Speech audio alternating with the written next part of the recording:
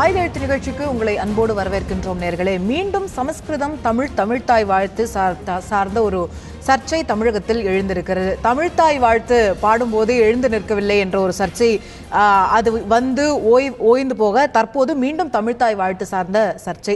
IIT சென்னையில் இருக்கக்கூடிய ஐஐடியில் மத்திய அமைச்சர் நிதின் கட்கரியும் மத்திய அமைச்சர் பொன் ராதாகிருஷ்ணன் அவர்களும் பங்கேற்கக்கூடிய ஒரு நிகழ்ச்சி. அந்த நிகழ்ச்சியின் தொடக்க பாடலாக தமிழ்த்தாய் வாழ்த்து இடம்பெற்றிருக்க வேண்டும். அதற்கு மாறாக ஒரு கடவுள் வாழ்த்து பாடல் இடம்பெறுகிறது. அது சம்ஸ்கிருதத்தில் இருக்கிறது. இது பெரிய சர்ச்சையை கிளப்பி தமிழகத்தில் இருக்கக்கூடிய பல எதிர்க்கட்சிகள் இதற்கு கடுமையான கண்டனத்தை தெரிவித்திருக்கிறார்கள். இது தமிழ்த்தாய் வாழ்த்தை புறக்கணித்திருக்கிறார்கள். தமிழ்த்தாய் வாழ்த்திற்கு அவமதிப்பு செய்யப்பட்டிருக்கிறது. சென்னை ஐஐடியில் இருக்கக்கூடிய அந்த நிர்வாகத்தினர் மன்னிப்பு கேட்க வேண்டும் என்ற அளவிற்கான மிக கடுமையான விமர்சனங்கள் தமிழகத்தினுடைய எதிர்க்கட்சிகள் சார்பில் தொடர்ந்து இந்த விவகாரத்தில் வைக்கப்பட்டு வருகிறது. அந்த இடத்துல இது மத்திய அரசு சார்ந்த நிறுவனம், தமிழக அரசினுடைய ஆணைகள் அதற்கு பொருந்தாது என்று சில விளக்கங்கள் கொடுக்கப்படுகிறது. அங்கு இருக்கக்கூடிய மாணவர்கள் தானாக முன்வந்து அந்த பாடலை அங்கு பாடப்பட்ட அந்த கடவுள் வாழ்த்து பாடலை தேர்ந்தெடுத்து பாடினார்கள் என்று ஐஐடியுடைய இயக்குனர் ஒரு விளக்கத்தையும் கொடுத்திருக்கிறார். அந்த விளக்கம் ஏற்கத்தக்கதா என்ற கேள்விகள், இந்த தமிழ்த்தாய் வாழ்த்து சம்ஸ்கிருத பாடல் சார்ந்த சர்ச்சைகள் ஒருபுறம் இருக்க, இது போன்ற பிரச்சனைகள், உணவுபூர்வமான பிரச்சனைகள், மொழி சார்ந்த பிரச்சனைகள், பல வளர்ச்சி ரீதியான சமூக பிரச்சனைகள் ரீதியான விவாதங்களை பின்னுக்கு தள்ளுகிறதா? நம்முடைய அரசியல் கட்சிகள் சரியான விஷயங்களை தேர்ந்தெடுக்கின்றனவா அல்லது உணர்வு பூர்வமான விஷயங்களிலேயே அதிகமான கவனம் செலுத்தப்படுகிறதா? வளர்ச்சி சார்ந்த விஷயங்களில் கவனம் குறைவாக இருக்கிறதா என்ற கேள்வியும் கூட இதில் சேர்ந்தே எழுந்திருக்கிறது. இந்த தமிழ்த்தாய் வாழ்த்து சர்ச்சை என்பது பெரிதுபடுத்தப்பட்டிருக்கிறதா அல்லது ஒரு நியாயமான கோரிக்கையா என்ற தலைப்பில் தான் நாம் விவாதிக்க இருக்கின்றோம். நம்மிடையே இந்த விவாதத்தில் இணையக்கூடிய விருந்தினர்கள் மதிமுகவை சேர்ந்த திரு மல்லை சத்யா அவர்கள் இணைந்திருக்கிறார்கள். இதே போல இந்து மக்கள் கட்சியின் சார்பாக திரு ராம ரவிக்குமார் அவர்களும், இந்திய மாணவர் சங்கத்தின் சேர்ந்த திரு உச்சி மாகாளி அவர்களும், அதே போல வலதுசாரி சிந்தனையாளராக இருக்கக்கூடிய திரு ரமேஷ் சேதுராமன் அவர்களும் இணைந்திருக்கிறார். அனைவரையும் நிகழ்ச்சிக்கு அன்போடு வரவேற்கின்றேன். திரு சத்யா அவர்கள்ட்டே தொடங்கலாம்னு நினைக்கிறேன். இந்த சமஸ்கிருத பாடல் விவகாரத்தில் வந்த முதல் அறிக்கை திரு வைகோ அவர்களுடையது அப்படின்னு புரிஞ்சுக்கிறேன். இந்த ஒரு விஷயம், ஒரு ஈவெண்ட்ல இருக்கக்கூடிய ஒரு கடவுள் வாழ்த்து பாடல்ல எழுந்திருக்கக்கூடிய சர்ச்சை அப்படிங்கிறது அதீதமா கட்சிகள் பெருசுபடுத்துதுன்னு நினைக்கிறீங்களா? தமிழ் சார்ந்து இனம் சார்ந்து வருகின்ற பிரச்சனைகளுக்கு முன்கை எடுத்து போராடுகின்ற தலைவராக எங்கள் அன்பு தலைவர் வைகோ அவர்கள் இருக்கின்றார்கள். அதன் தொடர்ச்சியாகத்தான் கடந்த மாதத்தில் கூட ஒருவர் எழுதிய புத்தக வெளியீட்டு விழாவில் நம்முடைய தமிழ்நாட்டுடைய கவர்னர் அவர்கள் கலந்து கொண்ட நிகழ்ச்சியில் காஞ்சிபுரத்தை சார்ந்த சங்கரமடத்துடைய இளைய மடாதிபதி அவர்கள் பங்கேற்று தமிழ்த்தாய் வாழ்த்து பாடுகின்ற போது அவர் எழுந்து நிற்காமல் அமைதி காத்தார் என்பது ஒரு சர்ச்சை எழுந்தது. அதற்கு அவர்கள் விளக்கம் கொடுத்தார்கள். ஏற்றுக்கொள்ள முடியாத விளக்கத்தை தந்தார்கள்.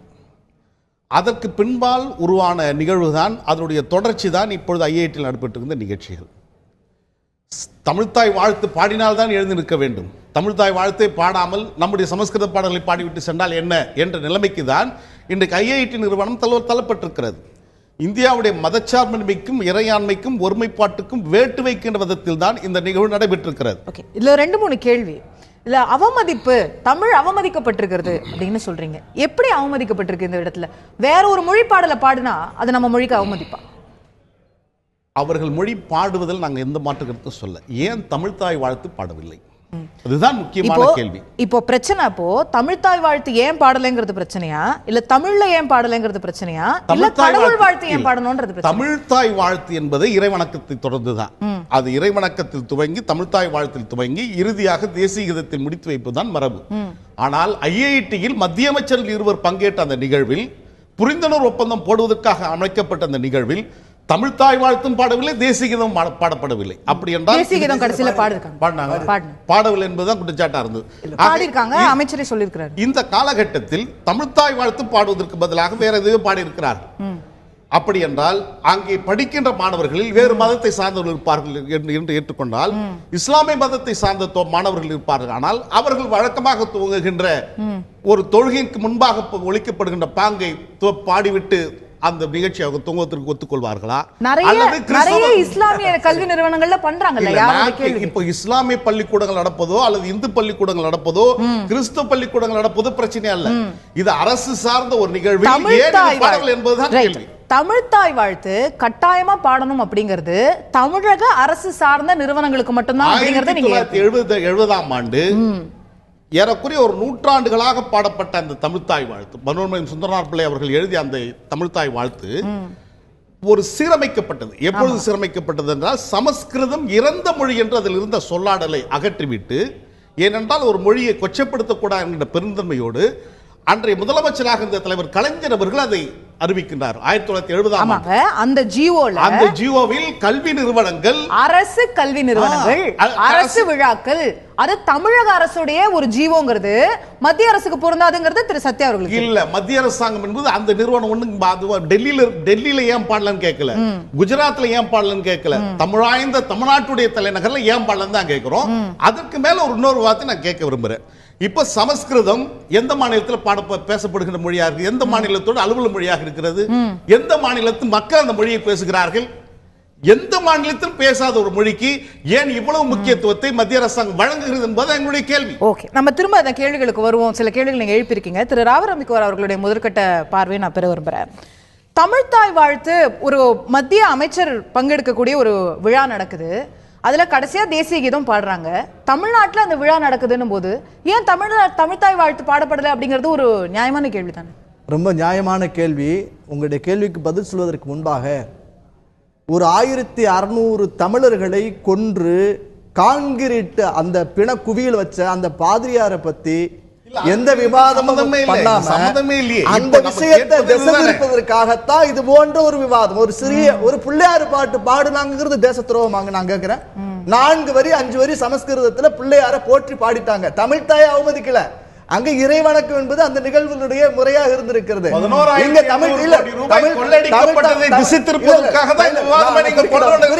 குறுக்கிட வேணாம். அந்த தமிழ்த்தாய் வாழ்த்து என்பது நான் ஏற்றுக்கொள்கிறேன்.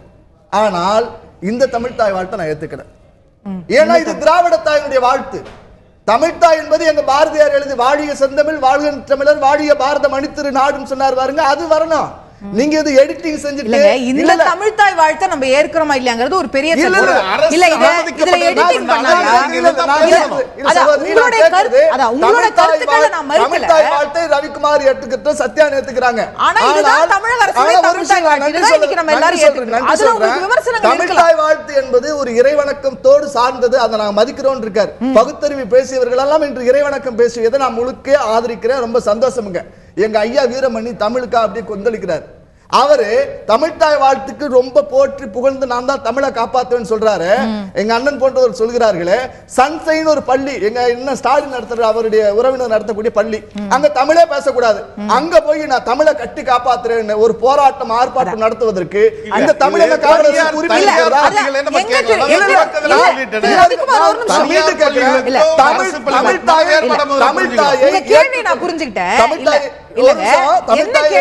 ஒரு தனியார் பள்ளியில வந்து ஆங்கிலம் பேச சொல்றாங்களேன்னு நமக்கு வந்து கோவம் வருது அப்படின்னு சொன்னா, ஒரு மத்திய அரசு நிறுவனத்துல தமிழ்த்தாய் வாழ்த்து பாடலன்னா இன்னும் அதிகமான இல்ல. மத்திய அங்க தமிழ்த்தாய் வாழ்த்து பாடணும்னு ஏதாவது அங்க விதிமுறைகள் இருந்தா நீங்க சொல்லுங்க.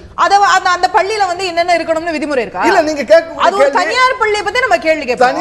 ஆனா மத்திய அரசு நிறுவனத்தை பத்தி நம்ம கேட்க கூடாதுன்னா எப்படி? நான் கேட்க கூடாதுன்னு சொல்லல. அந்த நிகழ்ச்சியில அந்த நிகழ்வு என்பது திட்டமிட்டு இப்படி எல்லாம் பண்ணணும்னு ஏதாவது விதிமுறைகள் வகுக்கப்பட்டிருக்கா? தமிழ்த்தாய் வந்து வாழ்த்து நீங்க பாடலன்னு சொல்றதுனால தமிழுக்கு என்ன அவமானம் போச்சு? சரி, தமிழ்த்தாய் வாழ்த்து பாடணும் அப்படின்னு சொல்லி இவங்க எல்லாம் கட்டாயப்படுத்தக்கூடிய இந்த பெருமக்கள் தமிழ்த்தாயை நான் வணங்குறேன்னு வச்சுக்கோங்க. எங்க ஐயா வீரமணி அந்த தமிழ்த்தாய் சிலைக்கு வணங்குவாரா? அப்படி பார்த்தா அவங்க சிலை வழிபாட்டுக்கு எதிரானவங்க தானே. இன்னைக்கு தமிழ்த்தாய் வாழ்த்து பாடுகின்ற போது நாத்திகம் பேசிய ஐயா தந்தை பெரியார் எழுத நிற்கிறார். இவர்கள் தமிழுக்காக இருக்கிறவர்கள் அந்த திராவிடம் என்கிற வார்த்தையை மாற்றுவார்கள். திராவிடம் தமிழக முன்னேற்ற திமுக திராவிட போர் தானே. ஆரியம்ல திராவிடம் இல்ல. இவர்கள் தமிழர்களுக்காக இருக்கக்கூடியவங்கன்னா திராவிடம் என்கின்ற வார்த்தையை மாற்றி தமிழக முன்னேற்ற கழகம்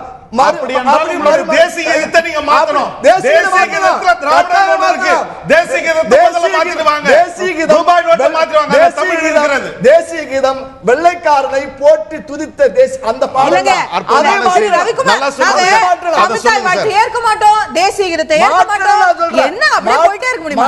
நான் சொல்றேன் இல்ல, நான் சொல்றதுல இல்லங்க, உங்களுடைய விமர்சனங்கள் இருக்கலாம். ஆனா இன்னைக்கு இதுதான் நம்ம பெருமையுடன் எடுக்கக்கூடிய தேசிய கீதம் இதுதான். நம்ம பெருமையுடன் கருதக்கூடிய தமிழ்த்தாய் வாழ்த்து இதுதான். நீங்க ஏன் தமிழ்த்தாய் வாழ்த்து பாடலன்னு கேட்டா அந்த பாட்டே தப்புங்க. அது வேற, அது திராவிடத்தாய் வாழ்த்து. நான் மீண்டும் சொல்கிறேன், திராவிடத்தாய் வாழ்த்து. திரு உச்சிமாகாளி அவர்கள்ட்ட கேட்க நினைக்கிறது, இதுல ஒரு ஹிந்து மத பாடலை வந்து பாடியிருக்கிறாங்க, விநாயகர் வாழ்த்து பாடியிருக்கிறாங்க, அதனால அது வந்து மதச்சார்பற்றதா இல்லை, மற்ற மதங்களுக்கு சிக்கலை ஏற்படுத்தும் அப்படின்னு சொன்னா, உங்களுக்கு தெரியும், இங்க இருக்கிற எல்லாருக்குமே தெரியும், ஐஐடியில் இருக்கிற பெரும்பான்மையான மாணவர்கள் வந்து தமிழ் பேசுபவர்கள் இல்லை. அப்போ அவர்கள்ட்ட போய் நீங்க தமிழ்த்தாய் வாழ்த்து தான் பாடணும்னு சொல்றதுமே ஒரு நெருடலான விஷயம் தானே. பொதுவாக ஐஐடி மாதிரியான உயர்கல்வி நிறுவனங்கள் நாடு முழுவதும் இருந்து மாணவர்கள் படிக்கிறார்கள். அது இந்தியாவினுடைய பன்முகத்தன்மையை வெளிக்கொணர்கிற விஷயம். அதுதான் ஐஐடியினுடைய இயக்குனரும் சொல்லியிருக்கார், நீங்களும் சொல்கிறீங்க. அப்போ ஒற்றை மதத்தினுடைய கலாச்சாரத்தினுடைய தாக்குதலாக கணபதியை மையப்படுத்திய ஒரு பாடலை பாடுவது என்பதும் கூட அது மற்ற மதத்தினரை இழிவுபடுத்துகிறது. அதுதான் நம்ம கேட்டோம், அதுதான் இப்போ முதல்ல சொன்னேன். அப்படி நம்ம சொல்றோம் இல்லையா, இப்போ மற்ற மதத்தினருக்கு அதுல ஒரு சங்கடம் இருக்கலாம், அதுல வந்து இது பண்ணலாம். ஆனா அந்த ஈவெண்ட்ல அந்த ஹால்ல யாருமே வந்து நீங்க ஏன் இப்படி பாடுங்கன்னு கேட்டதா தெரியல. நம்ம ஊர்ல எப்பயுமே இருக்கிறது போல எல்லா மதத்தினரும் எல்லா மத பாடல்களையும் ஏத்துக்கிட்டு தான் அங்க எந்திரிச்சு நிக்கிறாங்க. சோ அது ஒரு பக்கம். இந்த மாதிரியான விவாதங்கள் வரக்கூடாது என்பதற்காக தான் பொதுவான தமிழகத்தில் விதிமுறைகளை உருவாக்கப்பட்டிருக்கு. தமிழ்த்தாய் வாழ்த்து பாடுவதும் அதான் நம்ம எப்படி மத ரீதியா ஒரு விஷயத்த சொல்றோமோ அதே போல மொழி ரீதியா அந்த ஐஐடி மெட்ராஸ்ல தமிழ் மாணவர்கள் ரொம்ப குறைவு, தமிழ் பேசுபவர்கள் ரொம்ப குறைவு. அப்ப நீங்க எல்லாரும் தமிழ்த்தாய் வாழ்த்துக்கு எழுந்து நில்லுங்கன்னு அவங்கள சொல்றது சரியா இருக்குமான்னு கேட்கிறேன். இல்ல, அப்படி சொன்னோம்னு சொன்னா கணபதி பாடல் பாட வேண்டும் என்பதை வலியுறுத்தி ஐஐடி நிர்வாகம் சொல்வதும் சரியான நடைமுறையா அப்படி என்கிற விஷயத்தை கேள்வி எழுப்ப வேண்டிய தேவை இருக்கிறது. ஐஐடியினுடைய இயக்குனர் சொல்லுகிறது கூட இங்க பல பேர் படிக்கிறாங்க, பல மொழியை சார்ந்தவர்கள் இருக்கிறாங்க. அப்ப இது மற்றும் இதை பெரிதுபடுத்த வேண்டாம்னு சொல்ற ஒரு விஷயம் முன்னுக்கு வருகிறது. இது சரியான அம்சம் அல்ல. மூடி மறைக்கிற இன்ஸ்ட்ரக்ஷன் கொடுக்கல, அந்த மாணவர்கள் தானா வந்து பாடி இருக்காங்க. அங்க இருக்கிற மாணவர்கள் யாரும் எதிர்ப்பு தெரிவிக்கல. ஐஐடி நிர்வாகத்திற்கு ஐஐடிக்குள் மாணவர்கள் சுயேட்சாக இயங்குவதற்கு எந்த விதமான ஜனநாயகபூர்வமான அமைப்புகளும் செயல்பாடுகளும் இல்லை. அம்பேத்கர் பெரியார் வாசகர் வட்டம் என்கிற ஒரு அமைப்பு செயல்பட்ட போது அதற்கு எதிராக இந்துத்துவ சக்திகள் அந்த நிறுவனத்துக்குள் புகுந்து சூறையாடிய கருத்தாக்கத்தின் மூலம் பல்வேறு மோசமான கருத்துக்களை முன்வைத்து அந்த மாணவர்கள் மீதான நம்மால பார்க்க முடியும். ஐஐடி நிர்வாகம் ஜனநாயகத்தின் உயர்ந்தபட்ச இடம் என்கிற விஷயத்தை தயவு செய்து சொல்லாதீங்க. நம்ம எல்லாரோட தகவலுக்காக அந்த அம்பேத்கர் பெரியார் வாசகர் வட்டம் இன்னமும் ஐஐடில இயங்கிட்டு இருக்கு. ஒன்னு. ரெண்டு, ஒரு தமிழ்த்தாய் வாழ்த்து பாடலன்னு சொன்னோடனே நம்ம தமிழ்த்தாய் வந்து அவமதிக்கப்பட்டிருக்காங்கன்னு சொல்லி நம்ம எல்லாம் வந்து ஒரு கோவத்தை வெளிப்படுத்துறோம். அந்த அம்பேத்கர் பெரியார் வாசக வட்டத்து மேட்டர்ல என்ன பிரச்சனை வந்தது, ஒரு மதத்தை ஒட்டுமொத்தமா அவங்க புண்படுற விதமா சிலர் அந்த ஒரு கூட்டத்துல பேசினாங்க அப்படின்னு சொல்லி. அப்போ அவங்க இப்ப நம்ம தமிழ்த்தாய் வாழ்த்து பாடலங்கிறதுக்கு நம்ம கேட்கிற மாதிரி அவங்க கேட்பாங்க, அதனால அது சர்ச்சையாச்சு. இல்ல, அங்க விவேகானந்தர் வாசகர் வட்டம் நடக்கு. நான் சொல்றேன், RSS பல கருத்தாக்கங்களை கொண்ட பல நபர்கள் தொடர்ந்து நடத்துறாங்க. விநாயகர் ஊர்வலம் நடக்கு, RSS சாகாக்கள் நடக்கு. இப்படியான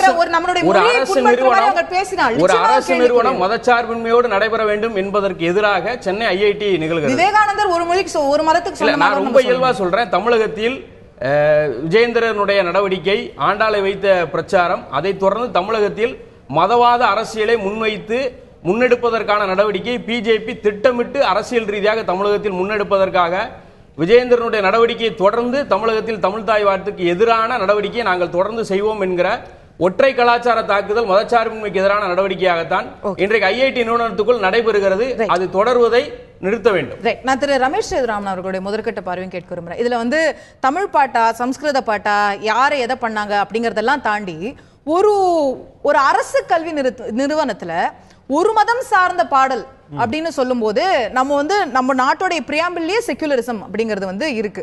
அப்போ நீங்க சம்ஸ்கிருதத்துல பாடலாம், தெலுங்குல பாடலாம், ஹிந்தியில பாடலாம், தமிழ்ல பாடலாம், ஒரு தேசபக்தி பாடல் பாடியிருக்கலாம், ஒரு நாட்டுக்கு ஒரு பெருமை சேர்க்கக்கூடிய வேற என்னவோ பாடல்கள் பாடியிருக்கலாம். ஒரு விநாயகர் துதின்னு சொல்லும் போது நிச்சயமா அது கேள்வி எழுப்பும்ல.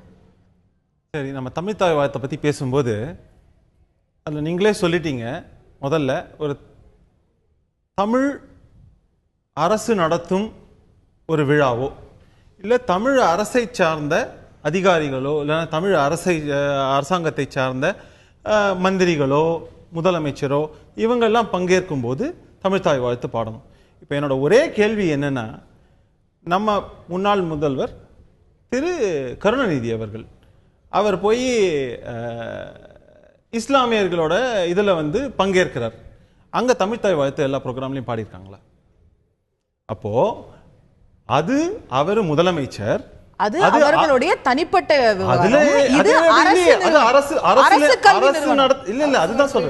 அவர் முதல்வருங்க. அது தனிப்பட்ட விழான்னு சொல்ல முடியாது. முதல்வர் பங்கேற்கிறாருங்க. அந்த விழால நடத்துறாங்களா? யாரானும் வாயை திறந்து கேட்டிருக்காங்களா? இன்னி வரைக்கும் கேட்டதா எனக்கு தோணல. ரெண்டாவது விஷயம் பேசுங்க. நீங்க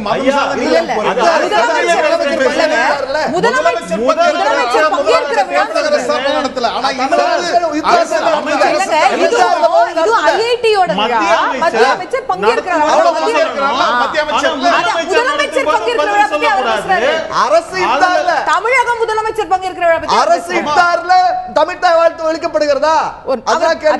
அவர் பேசிட்டு தான் முடிச்சுட்டு. ரெண்டாவது விஷயம், இப்போ வந்து நீங்க மத சார்பின்மை இந்த செக்யுலருங்கிற வேர்டே வந்து எப்போ திணிச்சாங்கன்னு நமக்கு தெரியும். அதுவே ஒரு திணிப்பு. அதை வந்து நீங்க வந்து நமக்கு இண்டிபெண்டன்ஸ் கொடுத்தப்போ எப்படி கொடுத்தாங்கன்னு பார்த்தாலே உங்களுக்கு அது தெரியும். கிளியரா பிரிட்டிஷ் இண்டிபெண்டன்ஸ் கொடுத்தப்போ we can't keep going back to அதுல நம்ம ஏன் பாகிஸ்தான் பிரிஞ்சது, ஏன் கலவரம் வந்தது, டீடைலா போக விரும்பல. ஆனா உங்களுக்கு விஷயத்தை சொல்றேன். we are a secular country sir. we are a secular country. This is what all of us have to accept sir. when secular country அப்படினு சொல்லும்போது செக்யுலரிசம்னு என்ன ஆயிடுதுன்னா, சிறுபான்மை மதமோ மற்ற மதங்களோ இந்தியாவிற்கு வந்தேரியான மதங்களோ அவர்கள் பின்பற்றுவதை நாங்கள் ஆதரித்தால் செக்யுலரிசம். ஆனால் இந்தியாவிலேயே இருக்கக்கூடிய மதத்தை சார்ந்த மக்களாகிய இந்துக்களோ மற்ற மதத்தினரோ ஏதானும் செய்தா அதுக்கு எதிராக பேசினா அது செக்யுலரிசம், அதாவது மதசார்பின்மை அப்படிங்கிற ஒரு இல்ல. அது வந்து எதிர்க்கட்சிகள் மீதான உங்களுடைய விமர்சனம் ஒரு புறம் இருக்கட்டும். அது வந்து அவர்கள் அப்படிதான் செயல்படுறாங்களா, அவங்க உண்மையான மதச்சார்பின்மையா இல்லையா, மதிமுக எப்படி இருக்குன்றது அடுத்த கேள்வி. ஒரு அரசு நிறுவனம் மதச்சார்பற்றதா இருக்கணுமா இல்லையா? அங்க விநாயகர் துதி பாடுறதுல கேள்வி எழுப்பினா சரியா தப்பா? என்னோட கேள்வி என்னன்னா, இத்தனை வருஷமா ஐஐடில இந்த மாதிரி ப்ரோக்ராம் நடந்துட்டு இருக்கு, இந்த மாதிரி விஷயங்கள் நடந்துட்டு இருக்கு, இது வரைக்கும் கண்ணுக்கு தெரியல, இன்னைக்கு ஏன் தெரியுதுங்கிறதான் கேள்வி. நம்ம சகோதரர் அழகா சொன்னாரு. அதாவது வந்து இது ஒரு பூதாகரமாக 1590 பேர் செத்து போயிருக்காங்க. அந்த விவகாரம் சிறுபான்மை சமூகம் நடத்தக்கூடிய ஒரு இதுல நடக்குது. அதை மறைப்பதற்காக இந்த விஷயத்தை கையில் எடுத்து மக்களை திசை திருப்ப 600 கோடி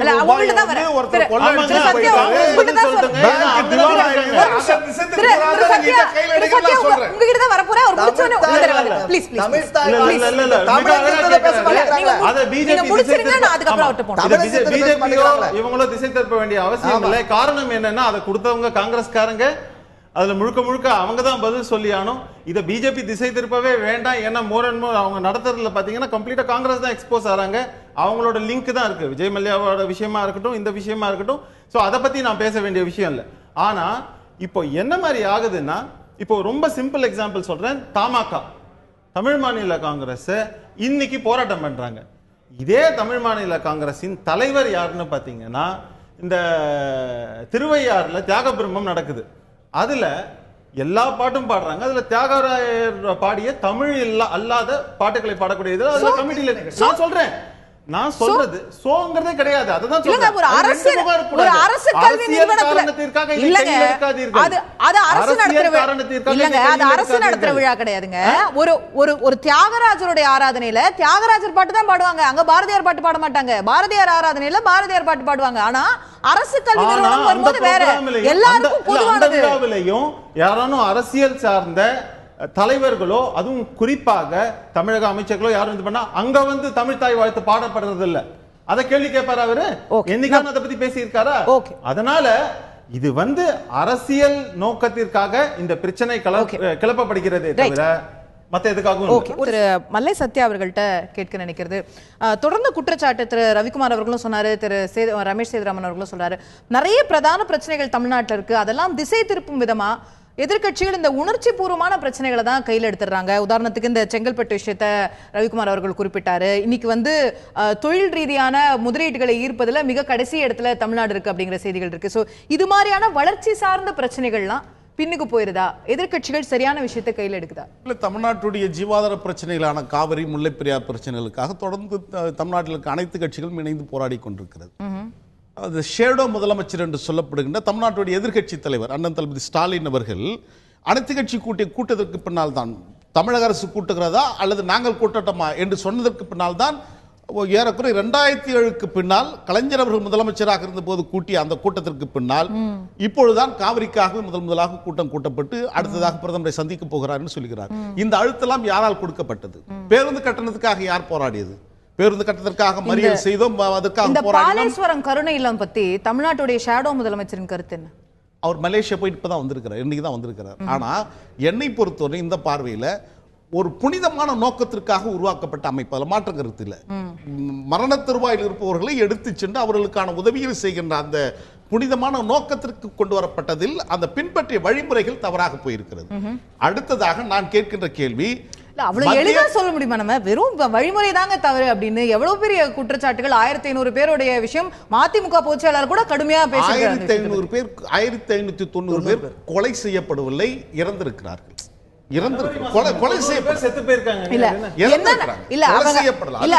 அவர்கள் இறந்தார்களா, துன்புறுத்தப்பட்டார்களா, அல்லது வந்து அங்க வேற அவங்க இறந்ததற்கு பிறகான விஷயங்கள் சரியாக நடைபெற்றதா? இது எல்லாமே விசாரணை சொல்ல வேண்டிய விஷயம். அதெல்லாம் மாற்று இல்லை. ஆனால் என்னை பொறுத்தவரையிலும் மத்திய மாநில அரசுடைய சமூக நலத்துறை எங்கே போனது? மத்திய மாநில அரசுடைய காப்பகங்கள் என்ன முறையாக செயல்பட்டிருந்தால் இது போன்ற தனியார் நிறுவனத்தை யாரும் நாடி சென்றிருக்க மாட்டார்கள். அரசு அதிகாரிகளே இந்த முகாமுக்கு அனுப்புகின்ற சூழல் ஏற்பட்டிருக்கிறது என்றால் இங்க இருக்கின்ற அரசு துறை தானே இதற்கு தவறான பாதையை அமைச்சிருக்கிறது. கேள்வி இப்ப இந்த விஷயத்துல வந்து யார் செஞ்சது தப்பு சரி அப்படிங்கிறதுல நம்ம விசாரணைக்காக மத்திய போலீஸ் பார்த்துட்டு இருக்காங்க, மாநில போலீஸ் பார்த்துட்டு இருக்காங்க எல்லாமே.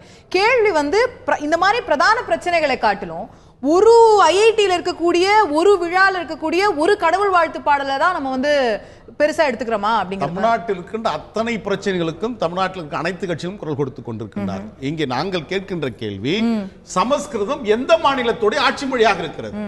அது எந்த மக்கள் எத்தனை ஆயிரம் மக்கள் பேசுகின்ற மொழியாக இருக்கிறது? இல்ல, அது ஒரு எது பிரதானமான இப்போ இந்த ஐஐடில இந்த விழால நிதின் கட்கரி அவர்கள் என்ன பேசினாரு, என்ன திட்டத்தை திறந்து வச்சார், அது பத்தின விமர்சனங்கள் எங்க? புரிந்துணர்வு ஒப்பங்களை போட்டிருக்காங்க. என்ன புரிந்துணர்வு? நீர்வழிப்பாதைக்கான திட்டங்களை கொண்டு வருவதற்கான ஐஐடில முதல் முறையா ஒரு இந்த நீர்வழிப்பாதைகளுக்கான ஒரு ஆய்வகம் வந்திருக்குது. சென்னை சேலத்துக்கு 6 வழிப்பாதை வந்து சாலைகள் சொல்லியிருக்கிறாரு. வாட்டர் வேஸை இந்தியா ஃபுல்லா இந்த சாகர் மாலாங்கிற திட்டம் பத்தி அவர் வந்து பேசுறாரு. கோதாவரியில இருந்து காவிரியை இணைக்க போறோம்னு சொல்லி பேசுறாரு. இந்த திட்டங்கள், இந்த வளர்ச்சி பிரச்சனைகள், இதுல நம்ம கருத்து என்ன? எது சரி எது தவறு? கோதாவரி காவிரி இணைப்பு சாத்தியமா இல்லையா? 6 வழிச்சாலையா மாத்தணுமா கூடாதா? இது பற்றி தமிழக எதிர்க்கட்சிகள் பேசணுமா? அதுல கடவுள் வாழ்த்தோட நம்ம அந்த நிகழ்ச்சியை மறந்துட்டோமே. அற்புதமான கேள்வி. இந்தியாவுடைய பாராளுமன்ற வரலாற்றில் ஏறக்குறைய 65 ஆண்டுகளை கடந்திருக்கின்ற இந்த பாராளுமன்ற வரலாற்றில் ஒரே ஒரு ஒற்றை மனிதர், எங்கள் அன்பு தலைவர் வைகோ மட்டும்தான் அந்த நாடாளுமன்றத்தில் தனிநபர் தீர்மானத்தை கொண்டு வந்து நதிகள் இணைக்கப்பட வேண்டும் என்ற முழக்கத்தை கொண்டு வந்து ஏறக்குறைய 6 மாதங்கள் விவாதிக்கப்பட்டு அன்றைய அடல் பிஹாரி வாஜ்பாய் தலைமையிலான அரசு கொள்கை ரீதியாக ஏற்றுக்கொண்டதற்கு பின்னால் அதை நடைமுறைப்படுத்துவதற்கான சாத்தியங்கள் இருக்குமானால் செய்கிறோம் என்று சொன்னார்கள். சேது சமூக திட்டத்தை கொண்டு வர வேண்டும் என்று போராடியவர் தலைவர் வைகோ அவர்கள் அதற்காக அறிவிப்பை வெளியிட்டது எங்களுடைய மாநாட்டில் தான். இப்படி தமிழ்நாட்டுடைய உரிமைகளுக்காக நாங்கள் எந்த கட்சியிலும் எந்த இயக்கத்தில் இருந்தாலும் எங்களுடைய கொள்கையில் நாங்கள் சமரசம் செய்து கொள்ளாமல் போராடி. கோதாவரி காவிரி இணைப்பை மதிமுக பாராட்டியிருக்கா? நிச்சயமாக. நீங்க இல்ல விமர்சிச்சிருக்கா? ஏதோ ஒண்ணு இந்த 6 வழிச்சாலையா மாத்துறதுல பாராட்டா விமர்சனமா? இல்ல, அந்த ஐஐடில ஏற்படுத்திருக்கக்கூடிய ஆய்வகம் அதனால நமக்கு பயன் உண்டா இல்லையா? பாராட்டா விமர்சனமா? அதை கடந்து உரிமை சார்ந்த பிரச்சனை இல்ல ஒரு இனத்தை அழிக்க வேண்டும் என்றால் அவர் பேசுகின்ற மொழியை 45,000 கோடி ரூபாய் அளவுக்கான திட்டங்கள் தமிழ்நாட்டுக்கு நிதின் கட்கரி இந்த ஒரு விசிட்ல அறிவிச்சிருக்காருன்னு அமைச்சர் பொன் ராதாகிருஷ்ணன் சொல்றாரு. இது போல கோடிக்கணக்கான திட்டங்களை அறிவிச்சிருக்காங்க. கோடிக்கணக்கான விஷயங்களை கான்சென்ட்ரேட் பண்ணாம அந்த விழால என்ன தமிழ்தாய் வாழ்த்து பாடுனாங்களா, என்ன கடவுள் வாழ்த்து பாடுனாங்களா, நம்மளே சுருக்கிக்கிறோம். நீங்க அதை கேளுங்கன்றேனா? நீங்க கேளுங்க, ஆனா இது பற்றி பேசலேன்னு கேக்குறேன். இதுல ஒரு முக்கியமான விஷயம், திரு வைகோ அவர்கள் வந்து நதிநீர் இணைப்பை பத்தி பேசினாரு. முதல்ல நாடாளுமன்றத்தில் பேசினாரு, எல்லாம் சொன்னாங்க, ரைட்டு. அதுக்கப்புறம் வந்த ஆட்சியாளர்களை பார்த்தீங்கன்னா திரு திமுக தலைவர்கள் கருணாநிதியா இருந்திருக்கட்டும், அதுக்கப்புறம் வந்த ஜெயலலிதா அவர்களா இருக்கட்டும், இவங்க எல்லாம் வந்தப்போ இதை திரும்ப வலியுறுத்தினாங்களா? எந்த அளவுக்கு வலியுறுத்தினாங்க இதே மதிமுக? அதை அவங்க தெளிவுபடுத்தணும். என்னென்ன முயற்சிகள் ஆந்திராவில் சந்திரபாபு நாயுடு அவர்கள் நதிநீர் இணைப்பு திட்டத்தை சக்சஸ்ஃபுல்லா முடிச்சிருக்காரு. ஆனா தமிழகத்துல நம்ம இன்னும் ஒரு டேம் கூட கட்டல 50 வருஷத்துல.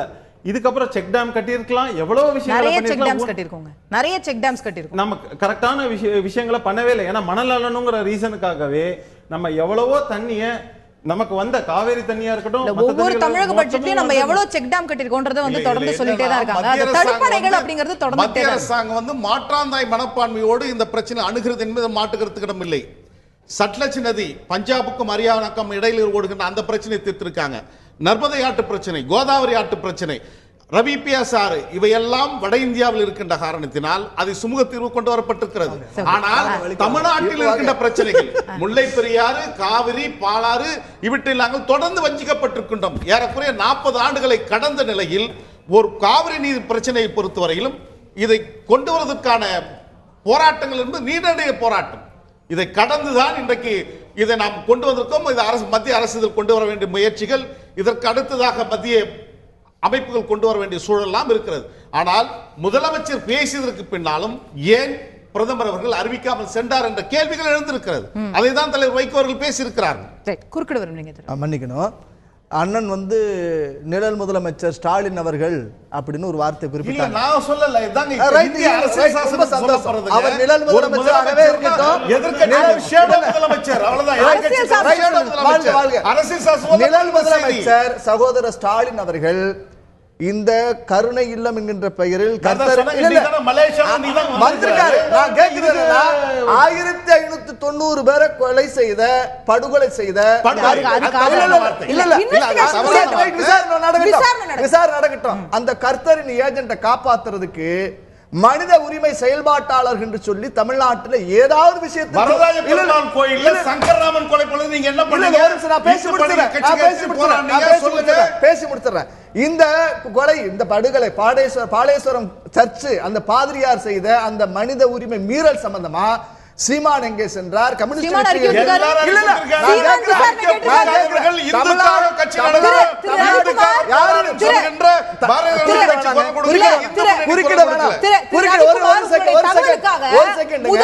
ஆணித்தனமா குரல் கொடுத்தவர் திரு வைகோ. நான் நிச்சயமா அந்த மதிமுக சகோதரர் கருணாகரன் கைது செய்யப்பட்டார் பொய் வழக்குல. ஆமா, சீமான் இதுல விசாரணை கேட்கிறாரு. அதுக்கு பின்னாடி என்ன? கிறிஸ்தவ நிறுவனம் என்கின்ற காரணத்தினால ஒரு மௌடி வாக்கம் விழுந்தது கட்டடம், எல்லாரும் ஓடுனீங்கல்ல, ஏன் செங்கல்பட்டு போக கூடாது நீங்க? இல்ல நிஜ முதலமைச்சர் ஐயா எடப்பாடி செய்தாலும் தவறு, நேரம் போயிருக்கணுமா இல்லையா? அது நிழல் முதலமைச்சரா சொல்லக்கூடிய ஸ்டாலின் அவர்கள் போகாதும் தப்பு தான். ஆனால் இவர்கள் என்றுமே நிழலாகத்தான் இருக்குமே ஒழிய நிஜமாக மாறவே முடியாது. அது காலம் பதில் சொல்லட்டும், நிஜமாக மாற முடியாது. இரண்டாவது ஒரு குறுக்கிடுமா, நதிநீர் இணைப்பு விஷயமா சொன்னாங்க. இந்த 50 ஆண்டுகால தமிழ்நாட்டு ஆண்டு திராவிட கட்சிகள், நீங்க தேசிய நதிநீர்ல விடுங்க, உள்ளூர் நதியில இணைக்கிறதுக்கு என்ன திட்டம் போட்டீங்க? நீங்க ஏதாவது திட்டம் போட்டீங்களா? மத்திய அரசாங்கம் மணல் கொள்ளை நடத்தின இந்த திராவிட கட்சிகள் திட்டம் போடப்பட்டது. 6 தமிழக நதிகளை இணைக்க திட்டம் போடப்பட்டது. அமலாக்கம் எந்த அளவுக்கு இருக்கு நம்ம கேட்போம், நம்ம பேசுவோம். ஒரு உச்சிமாகாளி அவர்கள்ட்ட கேட்க நினைக்கிறது, இன்னைக்கு மத்திய அமைச்சர் பொன் ராதாகிருஷ்ணன் வந்து பேசும்போது ஒரு முக்கியமான பிரச்சனை எழுப்புறாரு. தமிழ்தாய் வாழ்த்து ஐஐடியில் பாடல அப்படின்னு ஒரு பிரச்சனை எழுது, ஆனா தமிழ் மாணவர்கள் ஐஐடியில் அதிகமா இடம்பெற முடியல அப்படிங்கிற பிரச்சனையை வந்து நம்ம பேச மறுக்கிறோமா? பொதுவாக இந்தியாவில் இருக்கிற எல்லா உயர்கல்வி நிறுவனங்களிலும் இந்திய உயர்கல்வி நிலையங்களில் முழுமையான இடஒதுக்கீடு இல்லை, முதல் பாயிண்ட். ரெண்டாவது, ரீஜனல் லெவல் இடஒதுக்கீடு கூட இல்லை. இன்றைக்கி பாண்டிச்சேரி மத்திய பல்கலைக்கழகத்தில் ஒரு 20 துறைகளுக்கு இருக்கே தவிர 45க்கும் மேற்பட்ட துறைகள் இருக்குது. திருவாரூரில் மத்திய பல்கலைக்கழகம் துவக்கப்பட்டிருக்கு, மாநில வாரியான இடஒதுக்கீடு அமுல்படுத்தப்படலை. அதே நிலைமை தான் இந்தியாவில் தமிழகத்தில் இருக்கிற சென்னை ஐஐடியிலும் கூட இடஒதுக்கீடு என்கிற விஷயம் மாநில மாணவர்களுக்காக அல்லது முழுமையான இடஒதுக்கீடு அமுல்படுத்தப்படாமல் தமிழ்நாட்டு மாணவர்களுக்கு தனி இடஒதுக்கீடு கொடுக்கணும் எல்லா மாநிலங்களிலும் இருக்கு. ஐஐடி மெட்ராஸ்ல தமிழ்நாட்டு மாணவர்களுக்கு தனி இடஒதுக்கீடு கொடுக்கலாம். கொடுப்பதன் மூலம் மாணவர்களுடைய வருகையை உத்தரவாதப்படுத்த முடியும். அதுல என்ன எதுவும் சிரமம் இல்லை. கேள்வி எங்க வருதுன்னா, இந்தியா முழுக்க ஒரே எக்ஸாம் ஐஐடி வந்து கண்டக்ட் பண்றாங்க. ஒரே இதுல தமிழ்நாட்டை சேர்ந்த பல லட்சம் மாணவர்களும் போட்டி போடுறாங்க, இந்தியா முழுக்க போட்டி போடுறாங்க. அதுல ஆந்திரா ஸ்டேட் போர்டை சேர்ந்த மாணவர்கள் வந்து 100 கணக்குல இதே ஐஐடி மெட்ராஸ்ல இடம்பெற முடியுது, கர்நாடகா ஸ்டேட் போர்ட்ல இருந்து இடம்பெற முடியுது, ராஜஸ்தான் ஸ்டேட் போர்ட்ல இருந்து இடம்பெற முடியுது, தமிழ்நாடு ஸ்டேட் போர்ட்ல இருந்து இன்னைக்கு மத்திய அமைச்சர் சொல்றாரு 33 பேர் தான் இருக்காங்க. அவ்வளவு சிறிய தொகையா நம்ம சென்னை ஐஐடியிலே இருக்கோம்னு சொன்னா நம்ம அந்த மூலத்தை கேள்வி கேட்கணுமா? நீங்க தமிழ் தாய் வாழ்த்து மட்டும் பாடல அப்படிங்கறதோட நிக்கிறீங்களே அப்படின்னு. நீங்க எல்லாத்தையுமே இணைச்சுதான் பார்க்க வேண்டியிருக்கு. ஐஐடி என்பது தனி அந்தரங்கத்தில் இல்ல, சென்னை நகரத்துல தமிழகத்தினுடைய முக்கிய மையப்பகுதியில இயங்குது. அப்ப அதனுடைய எல்லா விதமான செயல்பாடுகளும் கேள்விக்குள்ளாக்குவதன் மூலம் தான் ஒரு நிறுவனத்தை செழுமைப்படுத்த முடியும். அதுதான் ஆக்கப்பூர்வமான விமர்சன பார்வையில் இருந்தால் செழுமையடைய வைக்க முடியும். அதைத்தான் தமிழகத்தினுடைய எதிர்க்கட்சிகளும் மாணவர் அமைப்புகளும் நாங்கள் முன்வைக்க விரும்புகிறோம். நீங்க இதை சொல்லுகிற இதே தருணத்தில் அங்கு செயல்படுகிற வேறு வேறு அமைப்புகளுக்கு ஆதரவாக செயல்படுவதை யார் இதுவரைக்கும் கேள்வி எழுப்பல. நான் சொன்ன விவேகானந்தர் வாசகர் வட்டம், அங்கு செயல்படுகிற பிள்ளையார் ஊர்வலம், வேறு வேறு வகையான செயல்பாடுகளுக்கு ஏன் கேள்வி எழுப்பப்படல? அந்த நிறுவனத்தின் எல்லா பொறுப்புகளிலும் ஒற்றை வகுப்பினரை சார்ந்தவராக ஆதிக்கம் செலுத்துகிற பொழுது அது பெரும்பான்மை என்கிற முறையில் அது அமலாக்கப்படுகிறது. இதுதான் அங்க நடக்கிற விஷயம். சென்னை நகரத்திற்குள்ளாக இருக்கிற விஷயத்தில் கூட அதைத்தான் பார்க்கணும். நீங்க சொல்ற தமிழக மாணவர்களுக்கு வாய்ப்பு கிடைக்கப்படவில்லை என்பது தமிழகத்தினுடைய பாடத்திட்டம், போதனா முறை மிக பெரும் கேள்விக்குள்ளாயிருக்கு. அதை மாற்றி அமைப்பதற்கான ஒரு பணியை தமிழக அரசாங்கம் செய்ய துவங்கி இருக்கிறது. ஒரு பாயிண்ட். அது முழுமையடையும். அதுதான் அங்கதான் என்ன சொல்றாங்க அப்படின்னா, இப்ப தமிழக மாணவர்கள் வந்து அங்க அதிக எண்ணிக்கையில உள்ள இருந்திருந்தாங்க அப்படின்னா, இன்னைக்கு வந்து 33 பேர்னு அமைச்சர் சொல்றாரு. போன வருஷம் அந்த எக்ஸாமை கிளியர் பண்ணவங்க 13 பேர் நம்மளுடைய பாடத்திட்டத்துல இருந்து அப்படின்னு சொல்லி நமக்கு புள்ளி விவரங்கள் கிடைக்குது. அப்போ நிறைய தமிழ் மாணவர்கள் அங்க இருக்கக்கூடிய 90 விழுக்காடு தமிழ் மாணவர்கள்னு சொன்னா தன்னை போல அவங்க தமிழ் தாய் வாழ்த்து தான் பாடுவாங்க. நம்ம வேற கேட்க வேண்டிய அவசியமே இருந்திருக்காது. நீங்க இதே கேள்வியோட இணைத்து தமிழக மாணவர்கள் அந்த வளாகத்திற்குள் செல்வதற்கான வாய்ப்புகளை இந்த அரசாங்கம் உருவாக்கணும். நீங்க சொல்ற அதே மாதிரியான விஷயங்களில் இடஒதுக்கீடு இப்படியான விஷயங்கள் எல்லாருக்குமான வாய்ப்பு வசதிகளை உருவாக்க வேண்டும். ஆந்திரா மாநில மாணவர்களுக்கும் அங்க இடஒதுக்கீடு இல்லங்க. மாநில ராஜஸ்தான் மாநில மாணவர்கள் வராங்க. மாநில பாடத்திட்டம் அப்ப இருக்குல்ல, நம்ம கிட்ட அது இல்லன்ற கேள்வி வருது. நீங்க டெல்லியில இருக்கிற ஒரு பல்கலைக்கழகம் என்று சொன்னால் டெல்லி மாணவர்களுக்கு ஒரு பிரியாரிட்டி, ஒரு முன்னுரிமை என்கிற விஷயம் இருக்கு. அது டெல்லி ஸ்டேட் யூனிவர்சிட்டியா இருந்தா, தமிழ்நாட்டிலயும் அந்த மாதிரி தான் நம்ம அண்ணா யூனிவர்சிட்டியில நம்முடைய மாணவர்களுக்கு தான் ஃபர்ஸ்ட் பல்கலைக்கழகங்களில் அப்படியான ஒரு முன்னுரிமைக்கான வாய்ப்பு இருக்கிறது. இங்க அது அமுல்படுத்தப்படவில்லை. எந்த மத்திய பல்கலைக்கழகத்திலாவது இருக்கான்னு எனக்கு தெரியல, மற்றவர்களுக்கு தெரிஞ்சா புதுச்சேரியில் இருக்கிற மத்திய பல்கலைக்கழகத்தில் 20 துறைகளில் புதுச்சேரி மாணவர்களுக்கு முன்னுரிமை இருக்கிறது. அதை முழுமையாக எல்லா துறைகளிலும் வழங்க வேண்டும் என்பது புதுச்சேரி மாணவர்கள் இருக்கு. அது எல்லா மாநிலங்களிலும் இருக்கு என்பதுதான். இல்ல, நான் ஒரு முக்கியமான விஷயத்துக்கு வரேன். இது நல்ல ஒரு சுருக்கமா நம்ம ஒரு பிரேக் போயிட்டு ரொம்ப நல்ல விஷயத்த சொன்னாரு. இதை கன்ஸ்ட்ரக்டிவா பார்க்கணும். பாத்தீங்கன்னா வந்து இப்ப எத்தனை ஸ்டூடெண்ட்ஸ் இருக்காங்க அப்படிங்கறத சொல்றோம். இன்னொன்னு ஐஐடி மெட்ராஸ் மட்டும் பார்க்காதீங்க. இன்ஸ்டிடியூஷன் வைஸ் ஐஐடி மெட்ராஸ் இப்ப பாத்தீங்கன்னா உலகளாவிய அளவுல one of the best institution அப்படின்னு எல்லாரும் பார்க்க ஆரம்பிச்சிருக்காங்க. மிகச்சிறந்த ஒரு டேலண்ட்டை உருவாக்கக்கூடிய ஒரு இன்ஸ்டிடியூஷனா பார்க்குறாங்க. அதே சமயத்துல நீங்க பாத்தீங்கன்னா அதை அப்படி ஆறதை தடுக்கிறதுக்காக இந்த மாதிரியான விஷயங்களை கிரியேட் பண்றாங்களா அப்படிங்கறத பார்க்கணும். ரெண்டாவது விஷயம் புரியல, அதை எப்படி தடுக்க முடியும்? இப்போ பிரச்சனை இப்போ நம்ம கன்ஸ்ட்ரக்டிவா பேசியிருந்தோம்னா, இப்போ நிதின் கட்காரி அவர்கள் அண்ட் பொன் ராதாகிருஷ்ணன் அவர்கள் வந்து 2 பேரும் வந்து அவங்க வந்து என்ன பண்ணிட்டு போயிருக்காங்க, ஒரு ரிசர்ச் சென்டரை ஆரம்பிக்கிறதுக்காக புரிந்துணர்வு ஒப்பந்தம் போட்டுட்டு போயிருக்காங்க. ஆனா இந்த விஷயம் மறைக்கப்பட்டு இந்த தமிழ் தாய் வாழ்த்தை பத்தி பூதாகரமா டிஸ்கஸ் பண்ணியிருக்கோம். பட் அதுல பாத்தீங்கன்னா இது என்ன நல்ல விஷயங்கிறது அடிபட்டு போகுது. அதே மாதிரி ஒரு உலகத்திலே ரொம்ப ஒரு ரெஸ்பெக்ட் மேல மேல பெற்றுட்டு வரக்கூடிய ஒரு இன்ஸ்டிடியூஷன்ல பாத்தீங்கன்னா திடீர்னு இந்த மாதிரி நடக்கும்போது அது கெட்ட பெயரை உருவாக்குது. அது நமக்கு நல்லது இல்ல. ரெண்டாவது விஷயம் ஐஐடின்னு பாத்தீங்கன்னா, ஐஐடிங்கிறது தமிழ்நாட்டுல மட்டும் இல்ல, நிறைய இந்தியா பூரா இருக்கு.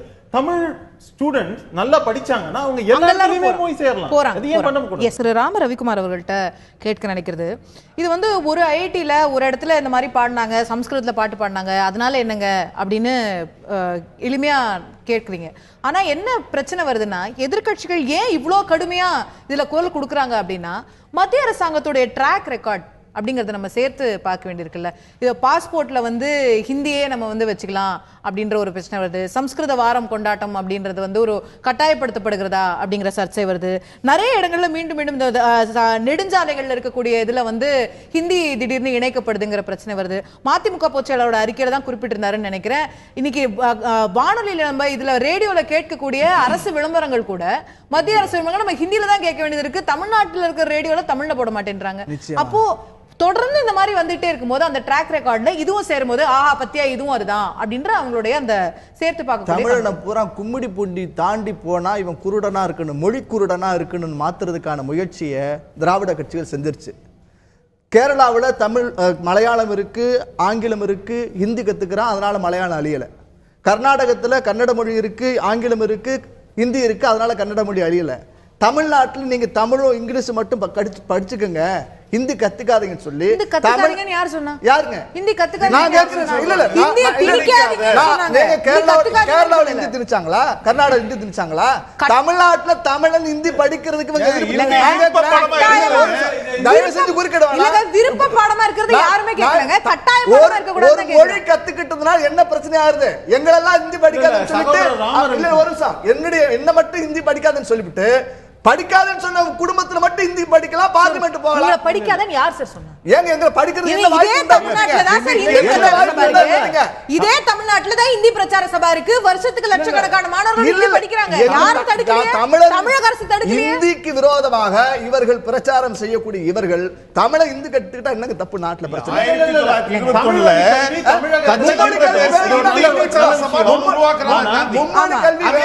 மும்மொழி கல்வி வேண்டும். ஹிந்தி பிரச்சார சபா தமிழ்நாட்டுல இருக்கா இல்லையா? வருஷத்துக்கு லட்சக்கணக்கான மாணவர்கள் படிக்கிறாங்களா இல்லையா? ஹிந்தி கற்கறாங்களா இல்லையா? சிபிஎஸ்இ ஸ்கூல்ல தமிழ்நாட்டுல ஹிந்தி சொல்லி தராங்களா இல்லையா? யார் தடுக்கறாங்க? மேடம் கல்வி சாலையில அரபு மொழி இருக்கலாம், ஆங்கிலம் இருக்கலாம், ஹிந்தியா இருக்க கூடாது. இருக்க கூடாதுன்னு சொல்லலையேங்கற. கட்டாயம்னா தான் ஹிந்தி எல்லாரும் படிக்கலாம். அது ஒரு மொழியா படிப்பு மட்டும் அல்ல. ஒரு நிமிஷம் இவங்க வந்து தமிழ் மொழி அழிஞ்சிரும், தமிழ் காப்பாத்து அப்படின்னு சொல்றாங்க. எங்க பூரா தமிழனை பூரா கும்மிடி பிடி தாண்ட விடுறதுல இவங்க முதல் செய்தியா நான் கல்வி திட்டத்திலே மாற்றங்கள் வேண்டும் என்பது என்னுடைய முதல் செய்தி. மலேசியால போய் பாருங்க தமிழருக்கு, சிங்கப்பூர்ல போங்க, தொடர் வண்டியில போகும்போது இல்ல ஒரே நிமிஷம் தொடர் வண்டியில போகும்போது அங்க தமிழ்ல அறிவிப்பு இருக்கிறது. எங்க சிங்கப்பூர்ல மலேசிய விமானத்துல முன்பு தமிழ்ல ஒளிபரப்பு பண்றாங்க. ஆனால் நாங்க தமிழ்நாட்டுக்கு வரும்போது தமிழ்ல எந்த ஒளிபரப்பும் விமான நிலையத்திலும் கிடையாது, ரயிலையும் கிடையாது. ஆங்கிலத்துக்கு சிவப்பு கம்பளம் இருக்கக்கூடிய இவர்கள் இந்தியை எதிர்ப்பதனுடைய நோக்கம் என்னன்னா நாடு முழுவதும் ஒன்னா இருக்கக்கூடாது. முதல் செய்தியா நான் பதிவு செய்ய விரும்புறேன். எப்பவுமே ஒன்னா இருந்தது இல்ல. ஏங்க வெள்ளைக்கார இணைச்சு நாடு இல்ல, தமிழ் தாய் ஏற்றுக்கொள்ளக்கூடியவர்கள் ஒன்னா இருந்தது. இந்தியா ஒன்னா பாரத நாடு.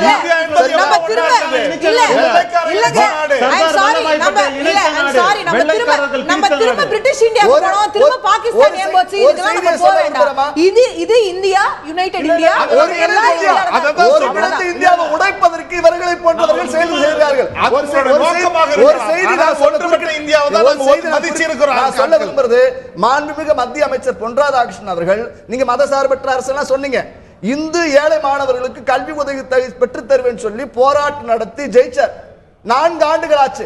இதுவரைக்கும் ஒரு மதசார்பற்ற அரசில் இருக்கக்கூடிய மாண்புமிகு அமைச்சர் அவர்கள் இந்து ஏழை மாணவர்கள் கல்வி உதவி பெறுவதற்கு எந்த வகையான நடவடிக்கை எடுத்தார் என்பதை மத்திய அமைச்சர் பொன் ராதாகிருஷ்ணன் நடவடிக்கை எடுக்கணும். இல்லைன்னா அது இந்து மாணவர்களை ஏமாற்றக்கூடிய செயல். அது மத்திய அரசாங்கம் பாஜக அரசு செய்தாலும் தவறுதான். அது இந்து மாணவர்களோ எந்த மாணவர்களோ அவனுக்கு கொடுக்கிற சலுகை கொடுன்னு கேக்குறேன். உதவித்தொகை உயர்கல்விக்கான வாய்ப்புகளை இந்தியாவில் உருவாக்குவதற்கான பணிகளை செய்வதாக தனது தேர்தல் அறிக்கையில் பிஜேபி சொன்னது. முந்தைய காங்கிரஸை விட சிறப்பாக செய்வதாக எல்லாவற்றிலும் சொல்லுகிற பிஜேபி கல்விக்கான நிதி ஒதுக்கீடை தொடர்ந்து குறைத்து கொண்டே வருகிறது. இன்றைக்கு உலகத்தின் தலை சிறந்த நிறுவனங்களை அரசு நிறுவனங்களாக பிரபலப்படுத்துவதற்கு பதிலாக தலை சிறந்த 10 தனியார் நிறுவனங்களுக்கு 100 கோடி ரூபாய் வீதம் அதை மேம்படுத்துவதற்கான பணிகள் செய்யறாங்க. இந்த அரசனுடைய நோக்கத்தை புரிந்து கொள்ளணும்.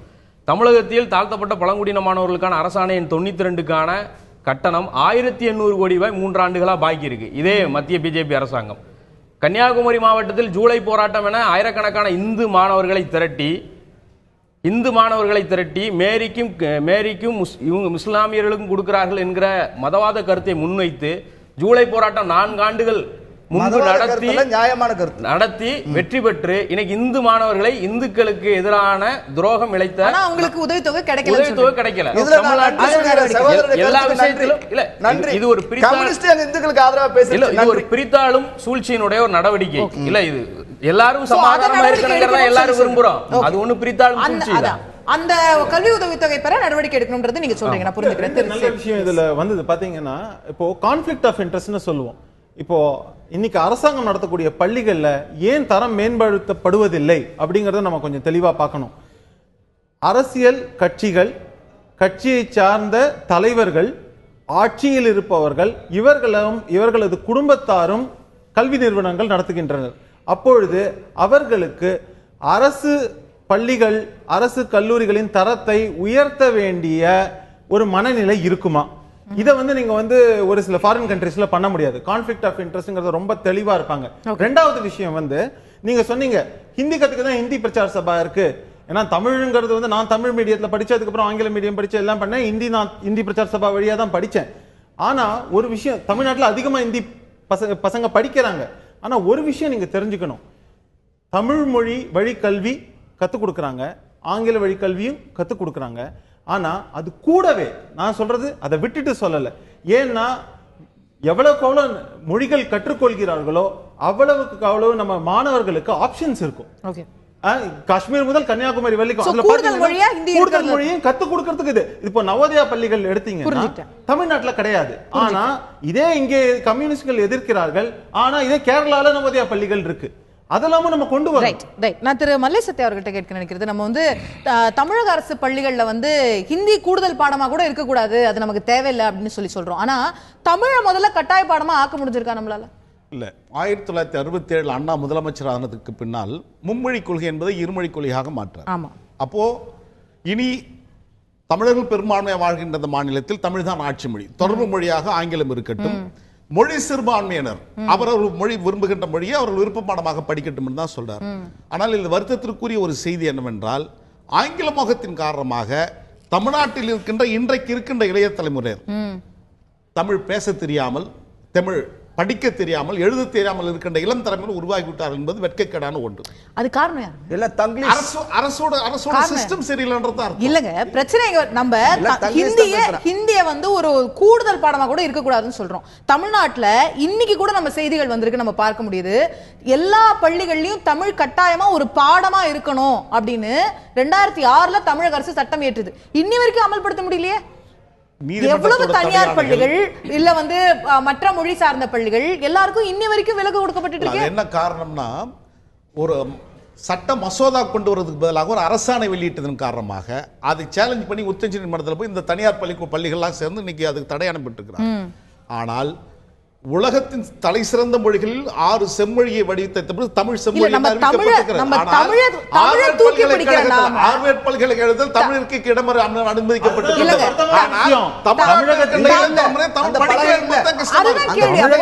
தூக்கி பிடிக்கிற நாம இன்னைக்கு மொழி சிறுபான்மை பள்ளிகள் தொடர்ந்து இன்னி வரைக்கும் போய் நீதிமன்றத்தில் விலக்கு வாங்கிட்டு இருக்காங்க.